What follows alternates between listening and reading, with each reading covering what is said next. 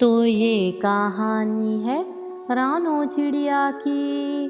रानो चिड़िया मधुपुर के एक जंगल में रहती थी। रानो चिड़िया का एक आम वाला पेड़ था। रानो चिड़िया सारा सारा दिन उस पेड़ के पास ही रहती थी और अपने पेड़ से आम तोड़कर पक्षी।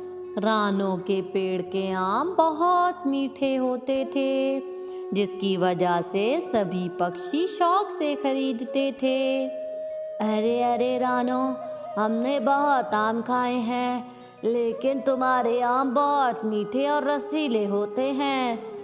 हाँ हाँ पंटू भैया, मैं बहुत मेहनत करती हूँ और हर वक्त अपने आम के पेड़ को पानी लगाती हूँ ताकि इस पर मीठे आम लग सके।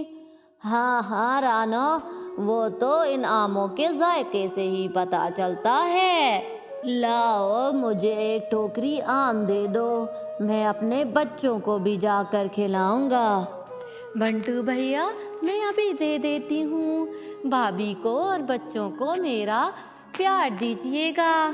उसी जंगल में दो आलसी कौवे रहते थे, जो कि अपना दाना ना ढूंढते और दूसरे पक्षियों के खाने पर नजर रखते थे।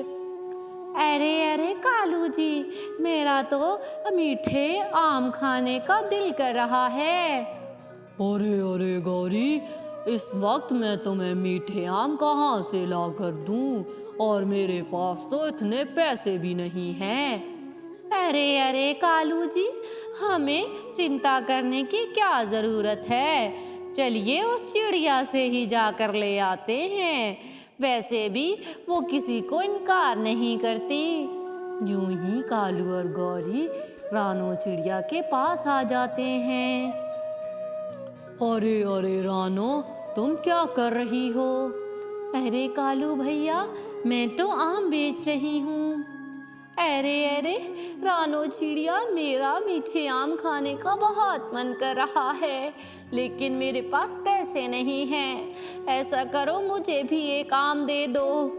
हाँ हाँ रानो, मेरा भी बहुत मन कर रहा है, मुझे भी एक मुफ्त का आम दे दो। अरे अरे, आप लोग रोज ऐसे ही करते हैं। आप लोग कभी पैसे नहीं देते और रोज मुफ्त में ही आकर आम ले जाते हैं।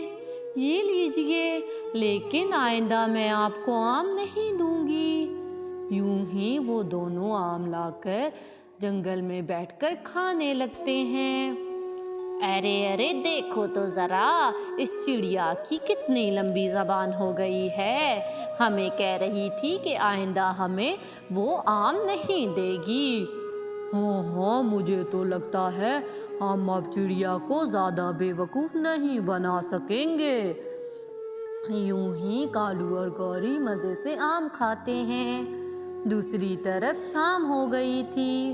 रानो चिड़िया भी घर आ जाती है। अरे माँ माँ, मुझे भूख लग रही है। अरे मेरे प्यारे बेटे, मैं तुम्हारे लिए अभी खाना बनाती हूँ। यूं ही रानो चिड़िया अपने बेटे के लिए खाना बनाती है और फिर वो दोनों सो जाते हैं। यूं ही अगली सुबह हो चुकी थी। सभी पक्षी अपने अपने लिए दाना ढूंढने जा चुके थे। कालू और गौरी भी उठ चुके थे। अरे अरे कालू जी, आज हम क्या करेंगे? मुझे तो नहीं लगता कि चिड़िया हमें आम देगी। अरे अरे, हमें आम नहीं देगी तो कहाँ जाएगी? चलो हम दोनों चलते हैं और जाकर उससे आम ले लेंगे।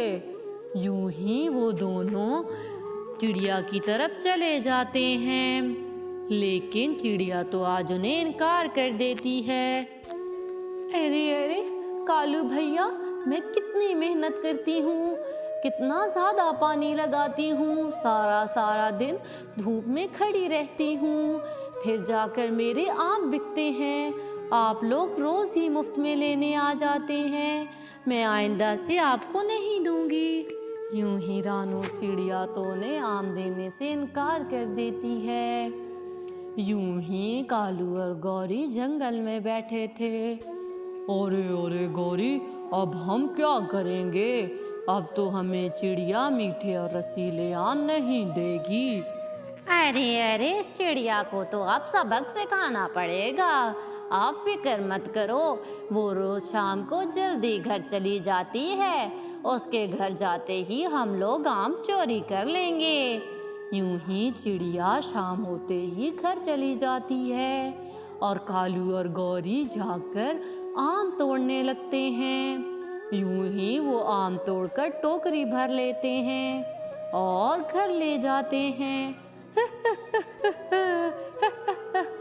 अच्छा पागल बनाया उस चिड़िया को, बड़ी आई थी हमें आम ना देने वाली।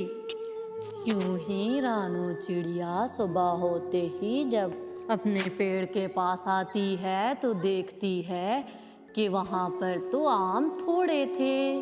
अरे अरे, मुझे लग रहा है कि किसी ने कल आम तोड़े हैं, क्योंकि कल तो मेरे पौधे पर बहुत से पके हुए आम थे। यूं ही रानू चिड़िया फिर से अपना काम करने लगती है और अपने आम बेचने लगती है।